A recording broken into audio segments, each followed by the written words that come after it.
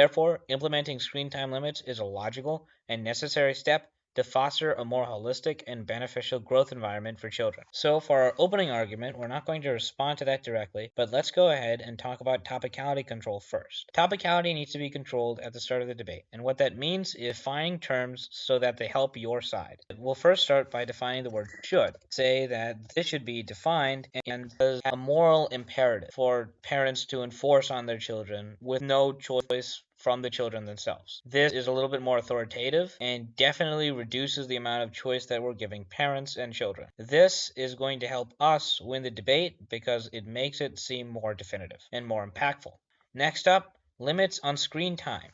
We'll define that as a permanent set limit. If a child goes beyond that, they will be severely punished. That limit is going to be a hard limit and should be set by the parent to be exceedingly low. That's going to help us out once more by making this seem restrictive. Finally, we'll say children. We'll use the legal definition here and say that that's anybody below the age of 18. What this does for us is create a mental image once saying that maybe a 17-year-old is unable to spend more than half an hour doing a research project for school because their parents put a screen time limit on. That is simply ridiculous in a lot of people's eyes, and surely will be ridiculous for the judge to hear as well. It's going to help our case by making our opponent's case seem much too restrictive and authoritative, and that's the main feeling that we're going to want to invoke here. So